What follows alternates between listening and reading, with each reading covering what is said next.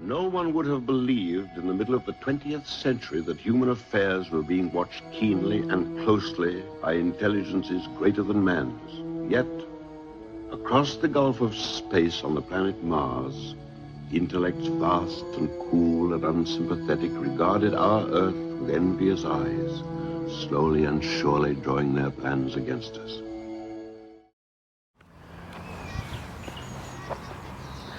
Good morning and welcome back to my channel, The Dudley Bug. Today I'm actually in the grounds of Himley Hall, which is just over the border in Staffordshire. And I'm going to be talking about a fella called Cedrick Hardwicke, who was born locally, became a knight of the English stage, an actor, and then later on became a big hitter in Hollywood.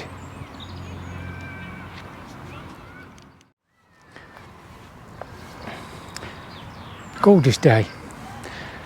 Now, before I go any further, Cedrick Hardwicke, the locally born fella, apparently he pronounced his name Cedrick, but there's no way I'm going to remember to do that all the way through, so Cedrick it is.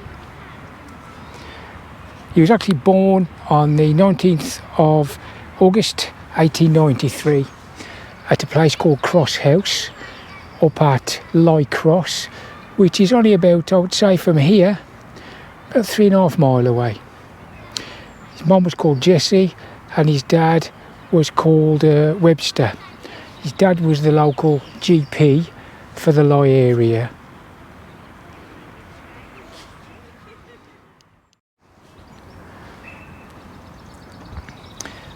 Now, Cedrick wasn't exactly enamoured with his surroundings in the Black Country when he was growing up.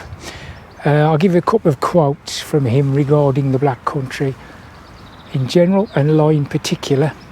He stated it was a godforsaken area where Victorian industrialisation blighted the earth and people alike.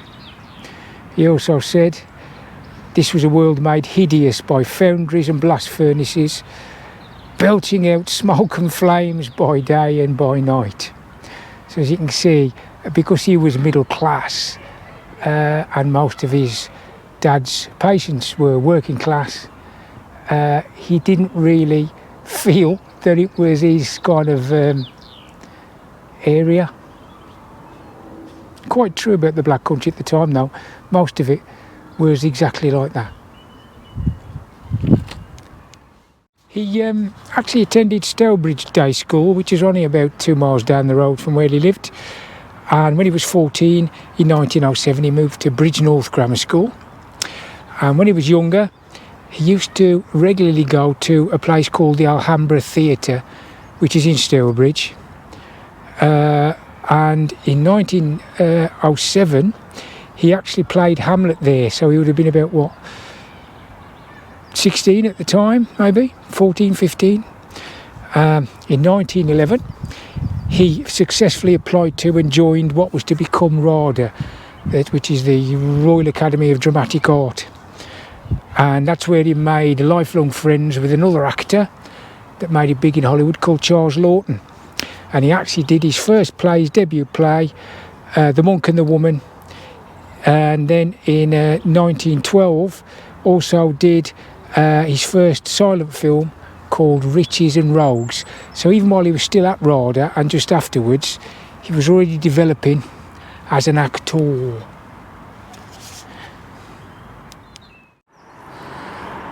Okay, so I'm now actually in Lye, actually at Cross. And we're looking across the road at the site of Cedrick's birthplace and where he lived the first few years of his life, called Cross House. Now, he described it as an old, damp and cold Queen Anne house. I'm not sure if it's Queen Anne. I mean, Queen Anne died in 1714 and I'm not sure the house was that old, but I'll put some photographs up for comparison and we'll have a look.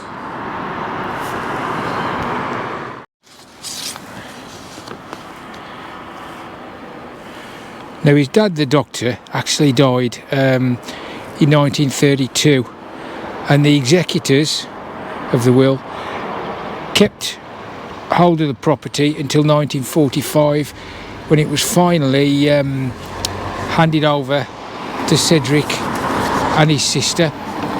That was in 1945, and it was promptly sold to Wolverhampton and Dudley breweries on the 9th of the 8th, 1946. So obviously once Cedrick and his sister actually got hold of the property, they decided it was of no use to them and got rid of it.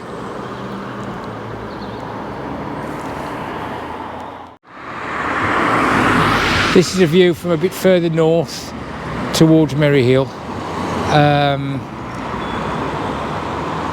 on what would have been almost a side view of Cross House and the monument there in a nice bit of sun.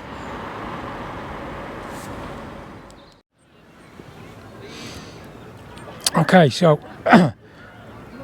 after RADA, he developed a reputation as what's called a Shavian or possibly Shorvian actor. Now I didn't know what that meant, so I looked it up, and apparently it's someone who specialises in the works of a playwright and novelist called George Bernard Shaw. And then he joined Sir Francis Benson's travelling Shakespearean company and toured South Africa and Rhodesia. Incidentally, before RADA, to follow in his father's footsteps, albeit not very willing, he applied as a medical student to Cambridge, but he was always very poor at maths, and the result of the entrance exam was, and I'll quote, "Candidate 1773 has not satisfied the preliminary requirements of the General Medical Council." And then of course, whatever he was doing, World War I broke out, and he joined the Royal Army Service Corps and was in France from 1915 to 1922. He was actually the last British officer to officially leave the zone, and he was involved in lowering the flag at General Headquarters, and he actually kept the flag for himself. He was also one of the people that stood guard over the coffin of the unknown soldier before it was brought back to England. So after the war, he joined Birmingham Birmingham Repertory Theatre, and he was with them from 1922 to 1937. In 1932, he had a son, Edward Hardwicke. Some of you might or might not recognise his face. It was Edward that actually officially unveiled Cedrick's memorial up at Lye. More about that later. In 1934, he was the youngest actor to be knighted that year for his services to the stage. He was actually knighted by King George V, so he was only about 41. So I said he was the youngest actor that year. He actually carried on working. During the Second World War, he did more of the kind of morale films, propaganda films, and he officially emigrated to the US in 1948. He had been there before, but he officially emigrated in 1948. He did, I'll do a quote for you, he did say, "I regard England as my wife and the United States as my mistress. It's nice to get away from your wife once in a while." He did never meet that other locally born fella that got big in Hollywood called James Whale. James Whale was from a working class background, of course, whereas Cedrick was from a middle class background, but there's no record of them ever meeting. He did an awful lot of US films after that once he moved, but let's face it, he was a brilliant actor, and his presence had got and added gravitas, almost somberness to the parts, whether he played a nasty piece of work or a nice leader. Let's be honest though, with his looks, he was never going to be a leading man. It's as simple as that. and he actually died on the 6th of August 1964 when he was 81 in New York of COPD, chronic obstructive pulmonary disease, I think that is. He was actually, his body was flown back to Britain and he was cremated at Golders Green. I really don't know what happened to his ashes. If I was a reporter, of course, I'd say what happened to his ashes, details are unclear. In other words, I don't know.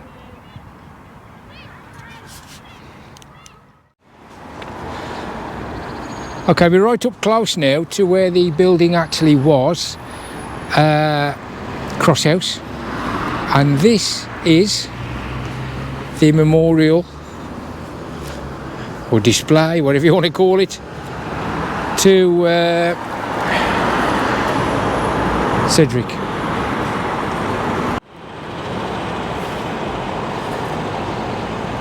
The designer of this was actually a fella called Tim Tolkien, who was the great nephew of the fella that wrote Lord of the Rings, J.R.R. Tolkien. There is another Lord of the Rings connection to this part of the Black Country, but that's for another video. It was actually unveiled in November 2012 by Cedrick's son Edward Hardwicke, who is dead as well now, but was also an actor.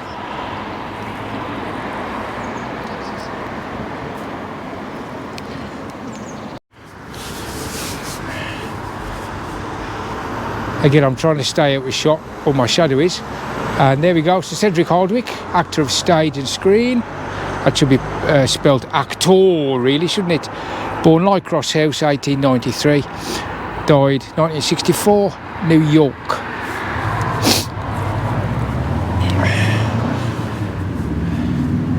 And here's the last bit of it. He was knighted for his distinguished stage career in 1934. Found critical acclaim in Hollywood. And it mentions 3 of his films there. And a mention of Tim Tolkien.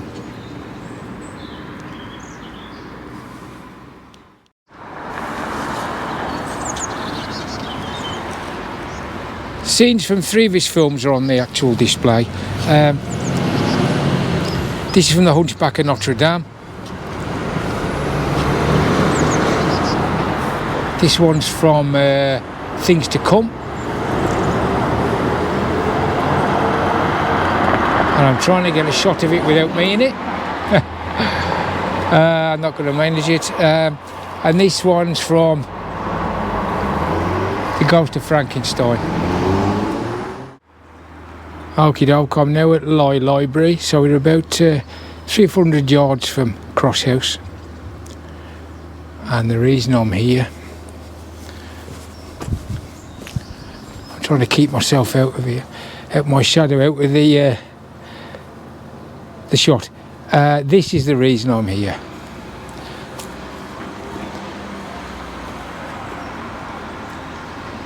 Blue plaque to Sir Cedrick Hardwicke. Much the same kind of script on it as on the memorial down at Cross House, but a nice little touch, I think. Frankly, I'm surprised it's still here.